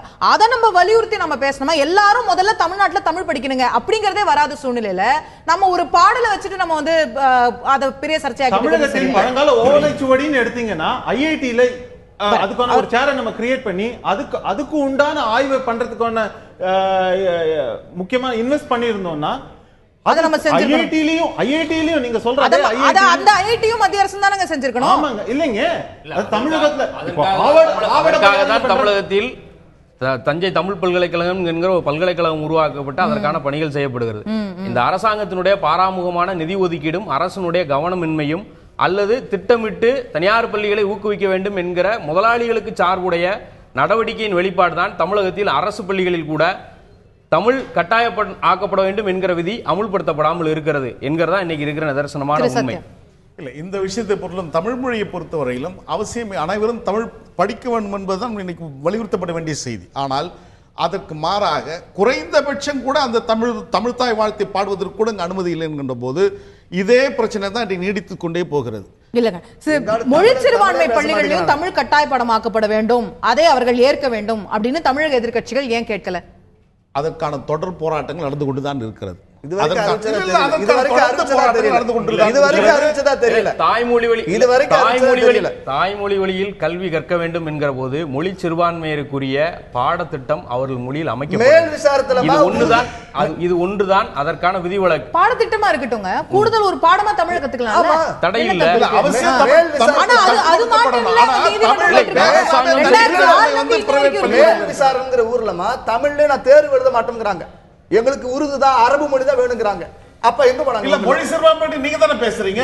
அப்ப அவங்களோட மொழி சிறுபான்மை, அவங்க மொழி அவங்க பத்தி அவங்க தான் பேச முடியும். இல்ல தமிழ் கத்துட்டு என்ன பிரச்சனை உங்களுக்கு? அப்ப பாய் தமிழர் இல்லையா? இஸ்லாமிய தமிழர் மொழி இல்லையா? சிறுபான்மை நீங்க அது தமிழ் எவ்வளவு வழக்கத்தான மொழி? நீங்க எவ்வளவு தமிழர்கள் அப்ப நீங்க இந்து மதத்திலே இருக்கிறவங்க சமஸ்கிருதம் பேசுறவங்க இருக்கீங்க, இந்தி மொழி பேசுறவங்க இருக்கீங்க, ஆனா தமிழ் பேச இல்ல மாட்டீங்க. தமிழ் கத்துக்கங்கன்னு சொல்றான். இல்லங்க. தமிழ் கற்றுக்கொள்ளுங்கறதா இஸ்லாமிய நிறுவனங்கள்ல தமிழ் அதான், கத்துக்கங்கன்னு நாங்க என்ன சொல்றோம். குற்றச்சாட்டு எழுதுனா, நம்ம அடிப்படையான இந்த பிரச்சனைகளுக்கு வந்து நம்ம குரல் கொடுக்காமல் மீண்டும் வந்து ஒரு உணர்வு பூர்வமான பிரச்சனைகளை தான் கையில் எடுக்கிறோமான்ற என்னோட முதல் கேள்விக்கு தான் நான் திரும்ப வரேன். இல்ல, நிச்சயமாக இப்ப கூட தமிழ் வழி கல்வி கூட்டு இயக்கத்தின் சார்பில் நாங்களாம் மறுமலர்ச்சி திமுக உறுப்பு இயக்கமாக இருக்கிறது.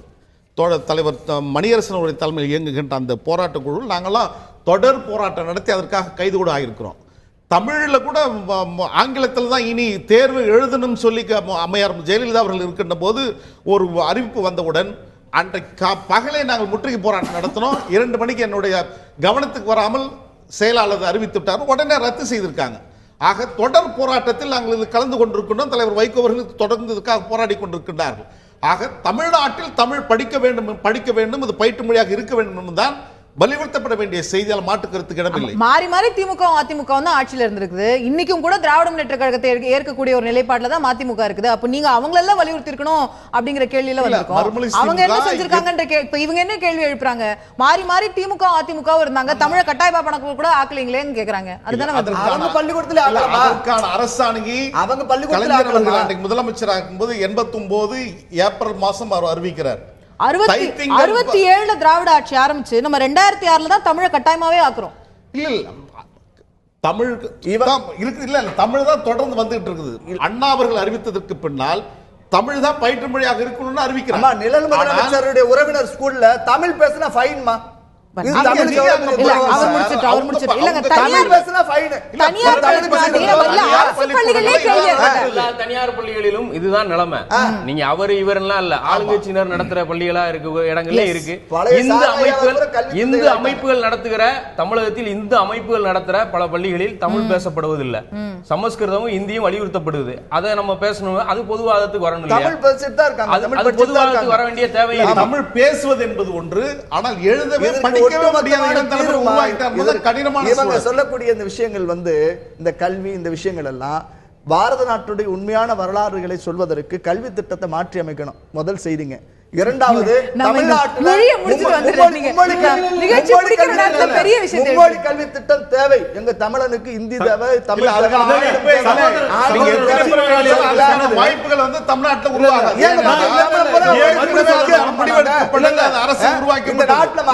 இந்த நாட்டுல ரெண்டு மொழி ஒழுங்கா படிக்கிறோம் தான் இப்ப கேட்டுட்டு இருக்கேன். எல்லாரும் தமிழ் படிக்கிறோம். அவங்களுக்கு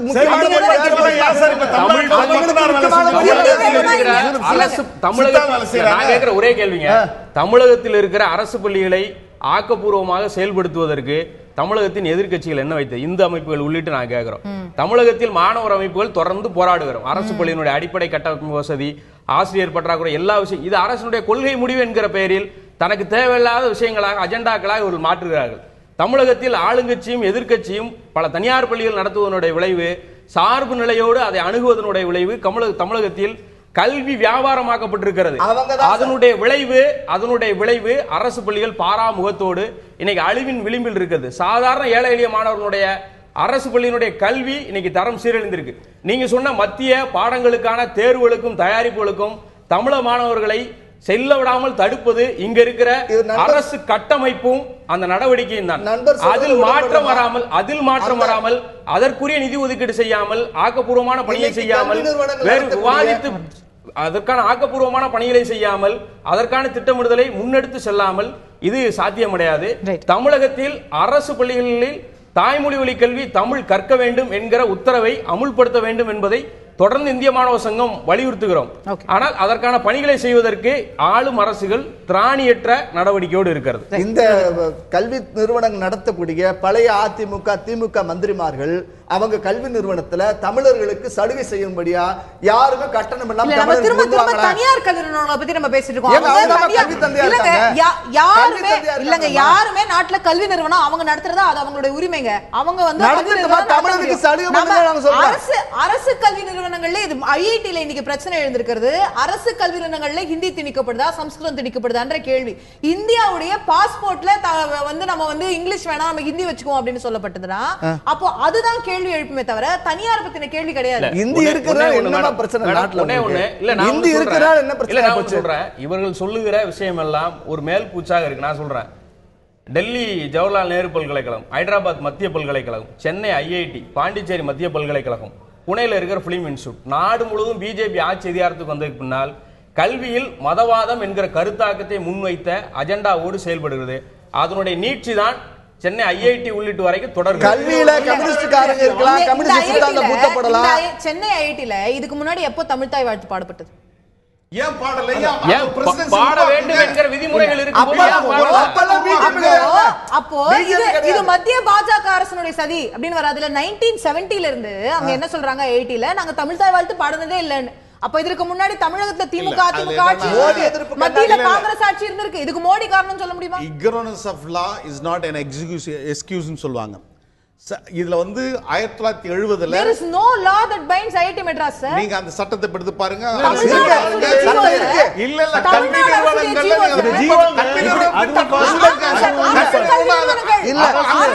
நிறுவனங்கள்ல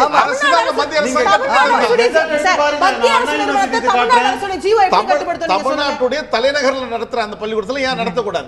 நம்ம லீகலா பேசுறோம். தமிழ்நாடு அரசுடைய அரசாணை மத்திய அரசு நிறுவனத்தை எப்படி கட்டுப்படுத்தும்? இல்ல நான் என்ன பொறுத்தவரை எப்படி இருக்குன்னா தமிழ்நாட்டுக்கு வந்துட்டாரு ஒரு மினிஸ்டர் தமிழ்நாட்டுக்கு வந்துட்டாரு தமிழ்ல ஏன் பேசக்கூடாது சொல்லல. இதுல வந்து தமிழ்நாட்டுல ஏன் சென்னையில இருக்க கூடிய தமிழ்தாய் வாழ்த்து ஏன் பாடக்கூடாதுன்றது சரியான கேள்வி. ஆனா இது 70ல இருந்து பாடப்படவே இல்லையே. அப்ப நம்ம அந்த அரசாங்கம் எல்லாம் கேட்காம இது மோடி அரசுடைய சதிங்கிறது தான் கேள்விக்குள்ளாகுது. மோடி இல்ல அந்த நிர்வாகத்தை பொறுத்தவரையிலும் நடந்தது தவறு, இனி அது போல் நடக்காத பார்த்துக் கொள்கிறோம் அப்படின்னு சொல்வதற்காக செஞ்ச தவிர மேலும் மேலும் தவறுகள் சொல்லி வந்து பொய்களை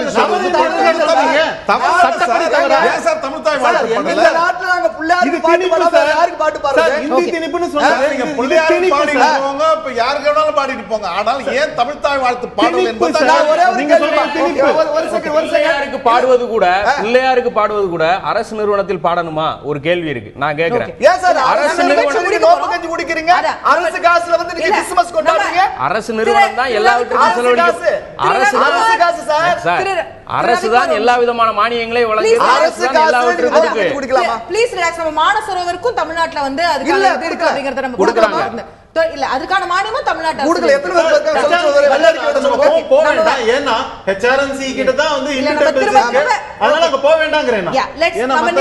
நம்ம நிகழ்ச்சி முடிக்க வேண்டிய தருணம். எல்லாருடைய இறுதியான பார்வைகளும் இந்த விஷயம் சார்ந்து கேட்கிறோம். இந்த ஐஐடி தமிழ்தாய் வாழ்த்து சர்ச்சை சார்ந்து திரு ரமேஷ் தொடங்கி. இப்போ ஐஐடி தமிழ்தாய் வாழ்த்துங்கிறது இது தேவையில்லாத பிரச்சனை. இது ஆக்கப்பூர்வமா நம்ம யோசிக்கணும்.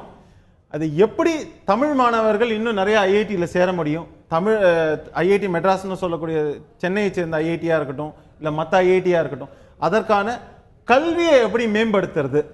சகோதரர் நல்லபடியாக சொன்னார், இந்த மாதிரி கல்வி தரத்தை எப்படி மேம்படுத்தணும் அப்படிங்கிறத நம்ம பார்க்கணும். அதே மாதிரி தமிழ் வளர்க்கணும்னா நீங்க வந்து தமிழ்தாய் வாழ்த்துனால தான் தமிழ் வளர்க்கணும் அப்படின்னு யோசிக்க கூடாது. அதுக்கு உரிய உயர் ஆராய்ச்சி மையங்கள் அதை அமைக்கணும். அதை நீங்க வந்து ஹார்வர்ட்ல அமைக்கிறதுங்கிறது வந்து பண்ணலாம், வாட் எவர் இட் இஸ். ஆனா நம்மளோட ஐஐடி மாதிரி மிக அற்புதமான இன்ஸ்டிடியூஷன்ஸ்ல அதை நீங்க உருவாக்கணும். மேல மேல தமிழ் படிச்சவன் தான் நாங்க போவோம். அது மாதிரி பண்ணலாம், அதெல்லாம் பண்ண வேண்டியது. திரு உச்சி மகால், கல்வியில் மதவாதத்தினுடைய நீட்சியாகத்தான் நான் சென்னை ஐஐடியில் நடக்கிற தொடர் நிகழ்வுகளை நான் பார்க்குறேன். அது ஐஐடியில் மாட்டுக்கறி விருந்து நடத்திய மணிஷ் அந்த மாணவன் மீதான தாக்குதலாக இருக்கலாம். அவருக்கு 6 மாதம் சஸ்பெண்ட் என்கிற ஒரு குறைந்தபட்ச தண்டனை வழங்கி பாதுகாக்கிற வேலை நடக்குது. 1. 2, கல்வியினுடைய மதவாதத்திலிருந்து கல்வியை பாதுகாப்பதன் மூலம்தான் நிறுவனங்களை பாதுகாக்க முடியும். தமிழக மாணவர்களுக்கு வாய்ப்பு வழங்குவதற்கேற்ப உள்ளூர் இடஒதுக்கீடு என்கிறத முன்னிலைப்படுத்தணும். இடஒதுக்கீடு என்பது அமுல்படுத்தப்படாத நிறுவனமாக இருக்குது. உலகத்தரம் வாய்ந்த நிறுவனத்தில் ஏன் தமிழக மாணவர்கள் பங்கேற்க கூடாது? அவர்களுடைய தகுதியின் திறமையை வளர்ப்பதற்கான ஒரு வாய்ப்பை கொடுத்து இடஒதுக்கீடு இருக்குல்ல, எல்லா கல்வியிலும் தமிழ்நாட்டில் இடஒதுக்கீடு இருக்கு, மத்திய நிறுவனங்களும் இடஒதுக்கீடு. பெரும்பகுதியான இடஒதுக்கீடு இல்லை. நீங்க அங்க போய் பாருங்க, அங்க இருக்கிறவர்கள் 90% ஒரு சமூக தரப்பை சார்ந்தவர்கள் தான். அந்த நிறுவனத்தின் ஆசிரியர் காலி பணியிடமாக பெரியார் அம்பேத்கர் ஸ்டடி சர்க்கிள்னு சொல்றாங்க. மெட்ராஸ் யூனிவர்சிட்டி ஆஃப் மெட்ராஸ் சென்னை பல்கலைக்கழகத்துல பார்ப்பனர் எதிர்ப்பு போராட்டம், அந்த மாதிரி எல்லாம், அதாவது தேவையில்லாத துவேஷங்களை உள்ளே யூனிவர்சிட்டிக்குள்ள நுழைக்கிறாங்க. அதை வன்மையா கண்டிக்கிறோம். தமிழ்தாய் வாழ்த்துக்காக சொல்லி ஒரு சர்ச்சையை உருவாக்கி இவர்கள் மற்ற விஷயங்களை திசை திருப்ப முயற்சிக்கிறார்கள். பெரியார் அம்பேத்கர் வாசகர் வட்டம் நண்பர் சொன்னார், பெரியார் தமிழனை காட்டுமிராண்டி, தமிழ் மொழி காட்டுமிராண்டி மொழின்னு சொன்னவர். அவரை நீங்க தமிழன் தலைவனா ஏத்துக்கிறீங்க. ரெண்டாவது, எங்க தமிழ் தாயை கேவலமா பேசி பெரியார நீங்க எப்படி தமிழர் தலைவர் ஏத்துக்கிறீங்க? அவனுக்கு ஒன்றும் புரியல. வார்த்தைக்கும் வாழ்க்கைக்கு சம்பந்தம் இல்லை. இரண்டாவது, தமிழ்நாட்டில் தமிழை இருக்குன்னு சொன்னா தமிழ் மொழி வேணுங்க. இவன் பூரா தமிழை தங்கிலீஷ் படிக்கிறான். இவன் மெக்கால புத்திரனா தான் இன்னமும் இருக்கான். இவன் மூளையில் அந்நிய பதிவுகள் அதிகம், கொளுத்தப்பட வேண்டியது இவன் மூளையில் இருக்கக்கூடிய அந்நிய பதிவுகள். மீண்டும் ஒரு சுதந்திர போராட்டம் வரும்னு சொன்னா இந்த அந்நியனாக இருக்கக்கூடிய இந்தியனை, தமிழனை இந்தியனாக மாற்றுவதற்கு கல்வி திட்டம் கருப்பு மயமாக இருந்தது, சிகப்பு மயமாக இருந்தது, காவி மயமாக்கப்பட வேண்டும். அப்பொழுதுதான் இந்த நாடு, இந்த கல்வி திட்டம் முறையானது மாற்றி அமைக்கப்பட்டு இந்தியனாக இருப்பான், அந்நியன் ஓடி விடுவான். இது ஐயா தந்தை பெரியாருடைய மண். தந்தை பெரியார் இல்லாமல் எந்த சமூக நீதிக்கான எந்த வாய்ப்புகளும் இல்லை. கதவு திறக்கப்படல. நீங்க தந்தை பெரியார் சொன்னார்ல, மொழியுரிமை போராட்டத்துல, இந்தி போராட்டத்துல ஐயா தந்தை பெரியார் சொன்னாரு, நீங்க இந்தியை திணிப்பதற்கு முயற்சிப்பீர்கள், ஆனால் தமிழ்நாடு தவிர்த்து ஏனைய இந்திய வரைபடத்தை தீ வைத்து கொளுத்தணும்னு சொன்னாரு. பெரியார் சொன்னதான் அது. இல்ல இவர் சொன்னார், இந்திய வரைபடத்தை நம்ம வந்து இது பண்றது கட்டாயமாக திணிப்பீர்கள் என்ற அந்த முடிவுக்கு வந்தீங்கன்னா அதை செய்வோம் அப்படினா. தமிழ்தாய் வாழ்த்து திணிக்கிறது சொல்றேன் சார். அவர் சொன்ன ஒரு உயர்கல்வி சொல்லிக் கொடுக்கின்ற ஒரு கல்லூரியில வந்து பண்பாட்டையும் கலாச்சாரத்தையும் போதிக்க வேண்டும். இதை போதிக்காமல் மாணவர்கள் செய்து விட்டார்கள் இது அப்படி என்று சொல்வது, நியாயப்படுத்துவது வந்து ஏற்றுக்கொள்ள முடியாது. இதுவரையில் இல்லை, இனிமே நாங்கள் நடத்திக்கிறோம் அப்படின்னு சொல்வதுதான் ஒரு முறை சார்ந்த கல்வி நிறுவனத்துக்கு சிறப்பாக இருக்கும்.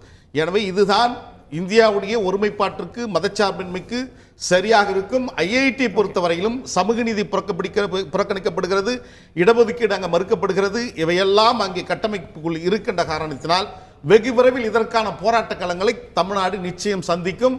ஐஐடி பணிந்தே தீர வேண்டும், இது மாற்று கருத்துக்கு இல்லை. நிச்சயமா இந்த தருணத்தில் நிகழ்ச்சியை நம்ம நிறைவு செய்தாக வேண்டும். இந்த ஒரு தமிழ்தாய் வாழ்த்து பாடப்பட்டது என்பது, பாடப்படவில்லை என்பது ஒரு ஐஐடியில் இருக்கக்கூடிய ஒரு விழாவில் நடைபெற்ற இந்த சம்பவம் என்பது தமிழகம் முழுவதும் இருக்கக்கூடிய எல்லா கட்சிகளும் இது பற்றி கருத்து தெரிவித்திருக்கிறார்கள். அவரவர்கள் ஒரு அவருடைய கட்சி கொள்கைகளுக்கு சார்ந்து வெவ்வேறு பார்வைகளையும் எடுத்திருக்கக்கூடியதை நம்ம இங்கே பார்க்க முடிகிறது. இந்த தமிழ்தாய் வாழ்த்து தமிழ்நாட்டில் பாடப்பட வேண்டுமா என்றால் நிச்சயமாக தமிழகத்தில் இருக்கக்கூடிய எல்லா கட்சிகளுமே அது பாடப்பட வேண்டும் என்பதுதான் அவர்களுடைய நிலைப்பாடாக இருக்க முடியும். ஆனால் அதை தாண்டி தமிழ் வளர்ச்சிக்காக, கல்வி வளர்ச்சிக்காக செய்யப்பட வேண்டிய விஷயங்கள், பேசப்பட வேண்டிய விஷயங்கள் இன்னும் எத்தனை இருக்கின்றன என்பதையும் சேர்த்து இந்த விஷயத்தில் நாம் கவனிக்க வேண்டியதாக இருக்கிறது. நிகழ்ச்சியில் கலந்து கொண்டு கருத்துக்களை தெரிவித்த அனைத்து விருந்தினர்களுக்கும் நன்றி, பார்த்த உங்களுக்கும் நன்றி நேயர்களே. தொடர்ந்து இணைந்திருங்கள் தந்தி தொலைக்காட்சி.